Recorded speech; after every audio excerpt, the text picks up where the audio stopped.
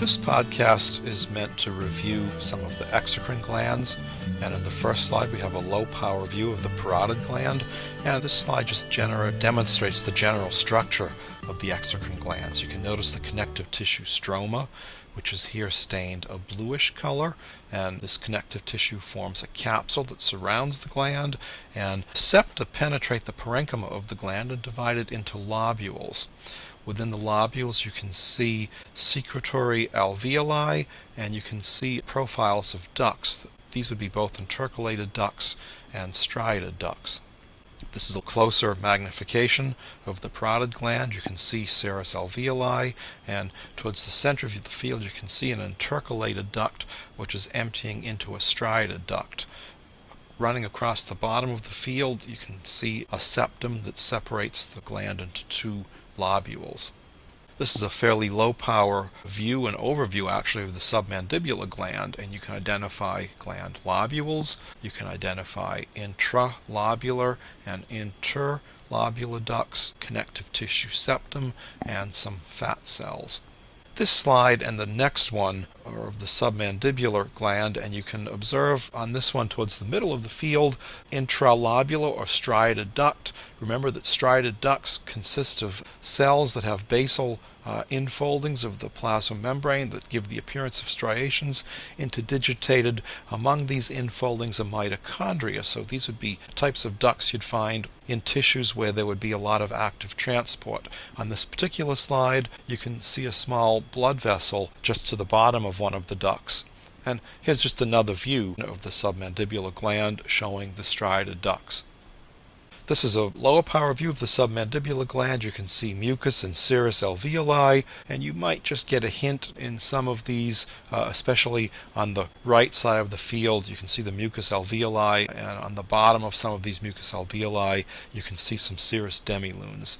This is a diagram that shows how the serous demilunes are pushed to one side of the mucus secreting cells. This is interesting. We believe now that this is a histological artifact, that actually there are very discrete mucus and serous cells, but because of the way the tissue is fixed, the mucus secreting alveoli just expand and push the serous secreting cells to one side. This becomes useful though as a histological artifact, and as you can see in this section very nicely, you can see the mucus acini and the serous demilunes pushed to one side. You can also see an intercalated duct right in the middle of the field, and an intercalated duct you can define as such because it has a cross-sectional diameter that is no larger than, oftentimes smaller than, the cross-sectional diameter of the secretory acini. You can notice when you look at the mucus acini here, you can see very distinct clear lipid droplets, as opposed to the serous secreting acini. You can clearly see the very distinct zymogen granules. This is a low power view of the sublingual gland. This is a mixed salivary gland, but it is predominantly mucus in nature. A little bit higher power view of the sublingual gland, again a mostly mucus secreting gland. A low power view of the sublingual gland here. You can see gland lobules, intralobular, interlobular ducts, and you can see a little bit of the connective tissue septum. This slide and the next one of the sublingual salivary gland, you can identify mucus alveoli, and on some of them you might see some serous demilunes. Here's a sebaceous gland. This is an interesting type of gland. Basically, the sebaceous gland secretes a lipid mixture called sebum.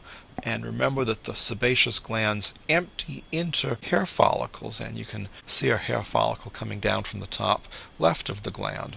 Here's an axillary sweat gland. This is a curious gland. At one time it was thought to be an apocrine gland. It's now thought to be a merocrine secreting gland. The cells are a little bit larger than what you might find in a typical eccrine sweat gland, and you find these in the axillary regions and perhaps even in the circumanal regions. This is a typical ecrine sweat gland. You can identify the secretory and duct portions of the simple coiled tubular gland. What's very characteristic is the double cuboidal epithelium of the duct portion of this gland. eccrine sweat glands have a merocrine type of secretion, and the glands are often found, at least the secretory portions of the glands are often found at the junction of the dermis and the hypodermis, and you might get a suggestion that that's where this is located here, because you can see dense irregular CT and adipose, which is suggesting the junction between dermis and hypodermis.